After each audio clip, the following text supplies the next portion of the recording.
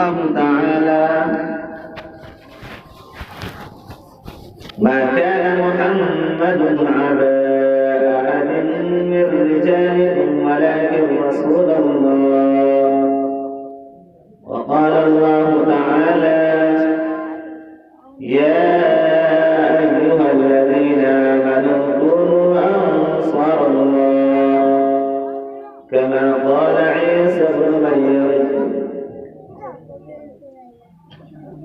صدق الله العظيم وصدق رسوله النبي الكريم، ونحن على ذلك لمن الشاهدين والشاكرين، والحمد لله رب العالمين.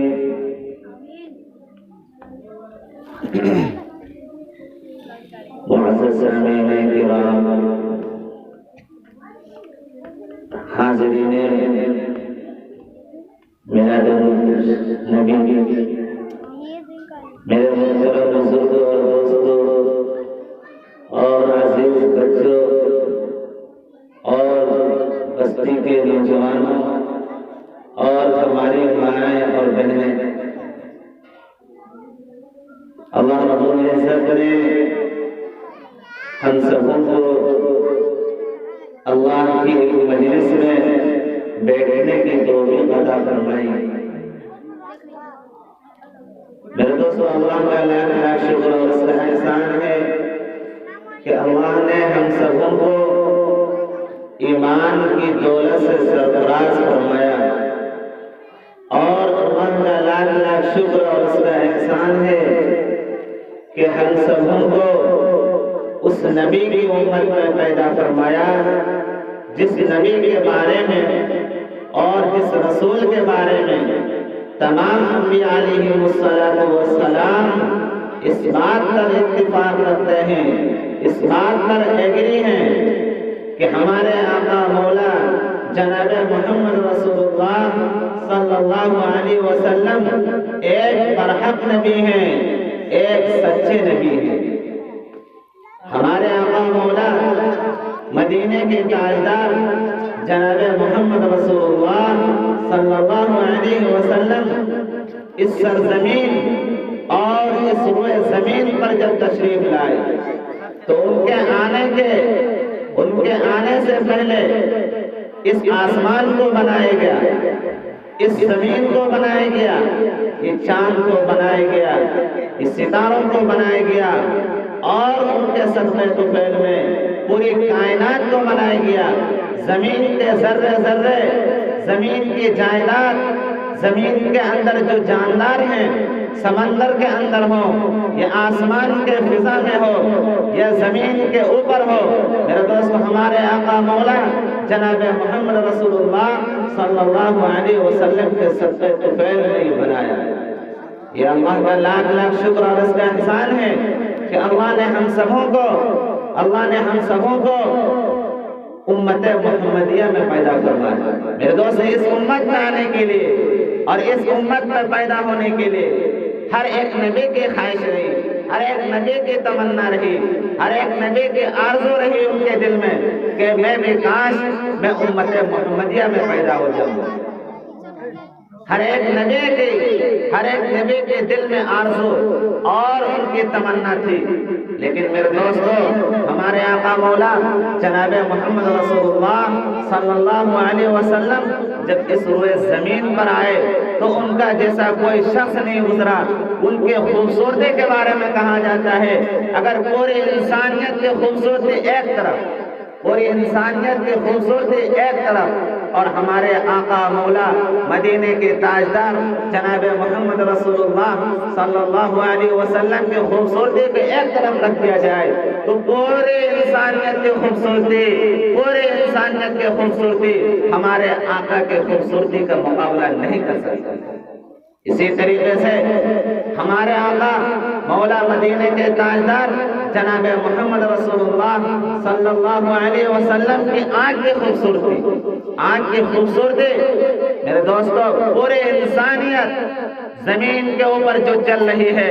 زمین کے اوپر جتنے بھی انسان ہیں ان تمام کے آنکھوں کی خوبصورتی ایک طرف اور ہمارے آقا کی آنکھ کی خوبصورتی ایک طرف رکھی جائے تو پورے انسانیت کی خوبصورتی، پورے انسانیت کے آنکھ کی جو خوبصورتی ہے ہمارے رسول کی خوبصورتی کا مقابلہ نہیں کر سکتے۔ اسی طریقے سے ہمارے آقا مولا تاجدار مدینہ احمد مجتبیٰ محمد مصطفیٰ محمد صلی اللہ علیہ وسلم کے قول، ان کے اخلاق کو، اسی طریقے سے پورے انسانیت کے اخلاق کو، پورے انسانیت کے اخلاق کو ایک طرف رکھ دیا جائے اور ہمارے آقا کے اخلاق کو ایک طرف رکھ دیا جائے تو پورے انسانیت کے اخلاق ہمارے آقا کے اخلاق کا مقابلہ نہیں کر سکتے۔ اسی طریقے سے ہمارے پوری انسانیت کے چال کو، پوری انسانیت کے رفتار کو اور پوری انسانیت کے جسم کو اور پوری انسانیت کے خوبصورتی کو اور پوری انسانیت کے مسکراہٹ کو ایک طرف رکھ دیا جائے اور ہمارے آقا مولا جناب محمد رسول اللہ صلی اللہ علیہ وسلم کی مسکراہٹ کو ایک طرف رکھ دیا جائے تو مقابلہ نہیں کر سکتے۔ میرے دوستو ہمارے آقا مولا جناب محمد رسول اللہ صلی اللہ علیہ وسلم کی ہر ایک سیرت ہمارے دلوں کے اندر ہو، ان کا عمل ہمارے دلوں کے اندر ہو، ان کی تعلیمات ہمارے اندر ہو۔ میرے دوستو میں آپ حضرات کے سامنے حضور صلی اللہ علیہ وسلم کی جو ہجرت ہوئی، مکہ سے جو مدینے کا ہجرت جو ہوئی وہ کیوں ہوئی، کیا وجہ تھا، کیا ریزن تھا، کیا مقصد تھا ہجرت کرنے کا، میں آپ کے سامنے اس کو بیان کرتا ہوں۔ میرے دوستو جب رسول اللہ صلی اللہ علیہ وسلم کے اوپر ظلم اٹھایا جانے لگا،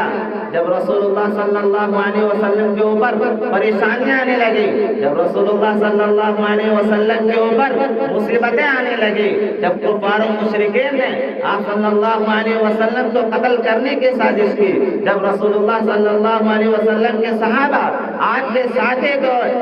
کے ساتھی کو مارنے کی کوشش کی، تمام کفار و مشرکین نے تمام مشرکین نے جو مکہ کے بڑے بڑے سردار اور بڑے بڑے جو چودراہٹ جن کے اندر تھی، بڑے بڑے مالدار لوگوں نے ایک میٹنگ کی اور ایک پروگرام کیا کہ میں محمد کو قتل کروں گا، تم لوگ اس بات پر ایگری ہو یا نہیں۔ مکہ کے اندر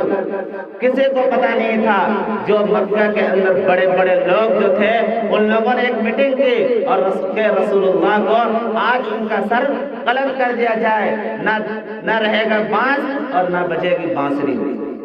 لیکن میرے دوستو مکہ کے بڑے بڑے جو چودھری اور مکہ کے جو بڑے بڑے مالدار لوگ تھے ان کو یہ خیال تھا، ان کو یہ بات معلوم نہیں تھی کہ میرے آقا مولا جناب محمد رسول اللہ صلی اللہ علیہ وسلم کے پاس وحی آتی ہے، اللہ رب العزت رسول اللہ سے بات کرتے ہیں، ان کو معلوم نہیں تھا، ان کو یہ بات معلوم نہیں تھے۔ میرے دوستو حضور صلی اللہ علیہ وسلم کو جب قتل کرنے کی سازش کی، جب قتل کرنے کے لیے ان لوگوں نے یہ مشورہ کیا، حضرت جبرائیل علیہ السلام آپ کے خدمت میں آتے ہیں اور کہتے ہیں یا رسول اللہ مکہ کے جو بڑے بڑے سردار ہیں، جو مکہ کے بڑے بڑے رئیس ہیں اور جو مکہ کے بڑے بڑے قبیلے والے ہیں آپ کو قتل کرنے کی کوشش کر رہے ہیں، اس لیے یا رسول اللہ آپ جو ہے مکہ کو چھوڑ کر مدینے ہجرت کر جائیے۔ لیکن اس کے لیے میرے دوستو رسول اللہ صلی اللہ علیہ وسلم مکہ سے مدینے کی طرف جانے کی کوشش کرنے لگتے ہیں اور تیاریاں شروع کر دیتے ہیں، کیونکہ میرے دوستو مکہ کے اندر آپ صلی اللہ علیہ وسلم ایک امین تھے، ایک امانت دار تھے اور ایک سچے انسان تھے، لوگوں کا آپ کے اوپر بھروسہ تھا، لوگ آپ کو امانت دار سمجھتے تھے، لوگ آپ کے پاس امانتیں رکھتے تھے، چاہے وہ پیسے کے شکل میں ہو، چاہے وہ دینار کے شکل میں ہو، چاہے وہ درہم کے سلسلے میں ہو۔ میرے دوستو مکہ کے لوگ آپ صلی اللہ علیہ وسلم کی خدمت میں امانتیں رکھا کرتے تھے۔ جب رسول اللہ صلی اللہ علیہ وسلم جانے لگے تو حضرت علی کون؟ حضرت علی رضی اللہ تعالیٰ عنہ کو بلایا اور کہا اے علی میرے اوپر ظلم اٹھایا جانے لگا، میرے اوپر ظلم اٹھایا جانے لگا، میرے اوپر مصیبتیں آنے لگے، اور میں اپنا محبوب وطن، میں اپنے آبا و اجداد کو، اپنے آبا و اجداد کے جو وطن ہے یعنی مکہ مکرمہ میں چھوڑ کر جا رہا ہوں۔ میرے دوستو حضرت علی رضی اللہ تعالیٰ عنہ کے آنکھوں میں آنسو ہے، ان کے آنکھوں میں آنسو ہے، اور کہتے ہیں یا رسول اللہ اگر آپ مکہ مکرمہ کو چھوڑ کر چلے جائیں گے تو یہ گمراہیوں کے دلدل میں پھنس جائیں گے، گمراہیوں کے اندھیریوں میں لگ جائیں گے، اور نہ جانے کتنی بتوں کو اور نہ جانے درختوں کو پوجا کرنے لگیں گے۔ یا رسول اللہ آپ یہاں رہیے۔ لیکن میرے دوستو اللہ کا حکم ہوتا ہے اے نبی اے رسول آپ مکہ کو چھوڑ کر مدینے چلے جائیے، کیونکہ کفار و مشرکین آپ کو قتل کرنے کی کوشش کر رہے ہیں۔ اس کے بعد میرے دوستو حضرت علی رضی اللہ تعالیٰ عنہ کو آپ صلی اللہ علیہ وسلم اپنے بستر پہ لٹا دیتے ہیں۔ جس رات کے اندر کفار و مشرکین قتل کرنے کی کوشش کرتے ہیں، اسے رات کے اندر رسول اللہ صلی اللہ علیہ وسلم اپنے بستر پر حضرت علی کو بٹھا سلا دیتے ہیں۔ اب سوچ سکتے ہیں میرے دوستو جس بستر کے اوپر حملہ ہونے والا ہو، جس بستر کے اوپر قتل کرنے والا ہو، جس بستر کے اوپر دشمن کا آنا ہو، اس بستر کو سونا آپ سمجھ سکتے کتنا مشکل ہے۔ اگر کسی کو کہہ دیا جائے کہ اس گھر کے اندر دشمن آنے والا ہے، اس گھر کے اندر چور آنے والا ہے، اس گھر کے اندر ایک ظلم کرنے والا ہے، ایک ظالم آنے والا ہے، تو آپ کا دل اور آپ کے جسم کے اوپر جو بال ہے وہ رونگ کے کھڑے ہو جائیں گے۔ لیکن میرے دوست حضرت علی رضی اللہ تعالیٰ عنہ کی بہادری دیکھے، ان کی شجاعت دیکھے، وہ بستر پر لیٹ جاتے ہیں اور رسول اللہ صلی اللہ علیہ وسلم مکہ سے مدینہ کی طرف روانہ ہو جاتے ہیں۔ کفار و مشرکین جو مکہ کے بڑے بڑے سردار تھے وہ آئے اور دیکھے بستر پر یہ تو حضرت علی ہے، ارے رسول اللہ کہاں گیا؟ کفار و مشرکین کا یہ اعلان مکہ کے گلیوں گلیوں میں پہنچ رہا تھا، اور مکہ کے گلیوں گلیوں میں گونج رہی تھی آواز کہ کہاں ہے محمد، این محمد، کہاں ہے محمد۔ میرے دوستو حضرت علی رضی اللہ تعالیٰ عنہ فرماتے ہیں کہ میرے رسول میرے حبیب نے جو مجھے امانتیں دی ہیں، جو مکہ کے جو امانتیں تھیں، اس وجہ سے میں اس بستر پر لیٹا تاکہ میں رسول اللہ کی جو امانتیں تھیں، کیونکہ لوگ رسول اللہ صلی اللہ علیہ وسلم کے پاس امانتیں رکھتے تھے، اس لیے میں اس بستر پر آج میں لیٹ چکا ہوں، اور کل صبح ہوتے ہی حضرت علی رضی اللہ تعالیٰ عنہ یہ کہتے ہیں کہ کل جب صبح ہوگی تو میں بھی جو رسول اللہ نے جو امانتیں رکھی تھی ان تمام امانتوں کو میں لوگوں کو پہنچا دوں گا، اور میں بھی ہجرت کر کے چلا جاؤں گا۔ یہ حضرت علی رضی اللہ تعالیٰ عنہ، میرے دوست حضرت علی رضی اللہ تعالیٰ عنہ اور حضرت علی رضی اللہ تعالیٰ عنہ فرماتے ہیں کہ میں اس رات جس رات کے اندر رسول اللہ کو قتل کرنے کی کوشش کی جا رہی تھی، اس رات میں بستر پر اس طریقے سے سویا اور مجھے نیند اتنی اچھی آئی اور مجھے نیند اتنے اچھے لگے کہ مجھے کبھی بھی اپنی عمر میں اپنی زندگی میں اتنی اچھی مجھے نیند نہیں آئی۔ یہ حضرت